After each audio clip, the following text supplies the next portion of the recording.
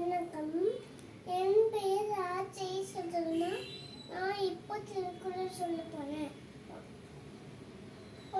நீத்தால் பெருமை ஒழுக்கத்தில் நீத்தால் பெருமை விழுப்பத்து